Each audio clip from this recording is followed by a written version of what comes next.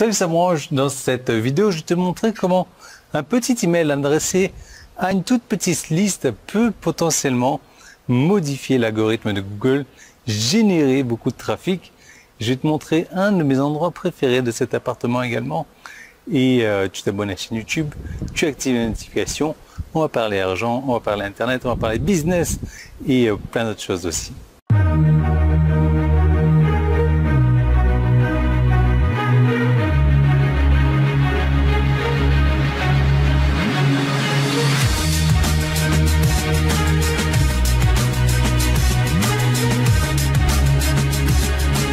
Allez, voilà une histoire pour soi, une histoire pour tous les âges.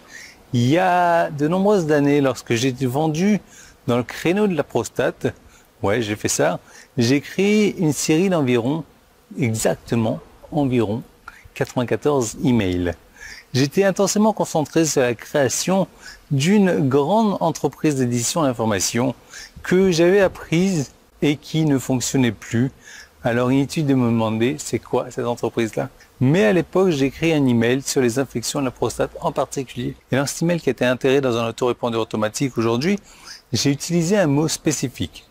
Et ce mot est associé aux infections, mais c'est pas un mot associé à des problèmes de prostate. C'est ça qui est bizarre. Puis peu de temps après, quelque chose de très intéressant s'est passé sur Google.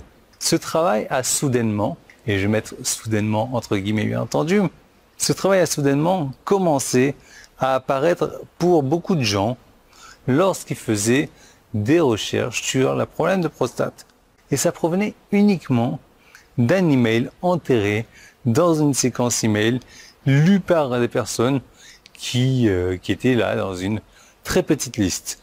Mon nom de plume à l'époque et toujours n'a pas de reconnaissance. Il était d'ailleurs nulle part en ligne en fait. Quel était ce mot-là? Pourquoi t'en soucier surtout s'il n'est pas dans ce créneau? Je vais d'abord répondre à la deuxième question.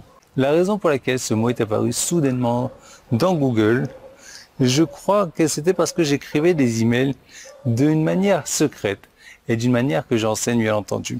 Ce qui incitait les gens à vouloir leur chercher ce mot-là, probablement pour tester ce que je disais dans cet email-là, pour voir si c'est pas un truc que j'avais inventé ou autre. Il a fallu juste qu'un tout petit nombre de passionnés qui recherchaient ce mot-là pour changer l'algorithme de Google et obtenir beaucoup plus de trafic pour ce mot-clé spécifique. Du moins, moi, c'est la raison pour laquelle j'ai pu comprendre ce phénomène-là. Ça peut être aussi quelque chose de totalement sans rapport, hein. Mais j'en doute forcément. Quant à la première question, quel était ce mot-là?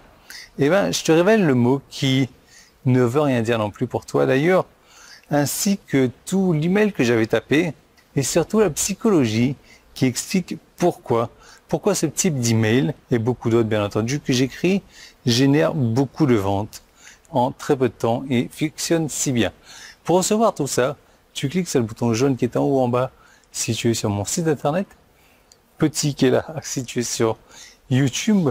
Moi je te montre un petit peu cette terrasse bien sympathique là, et je trouve ça magnifique. Je suis en plein cœur de Sofia, en plein centre-ville en fait, et tu as quand même des endroits verdurés comme ça.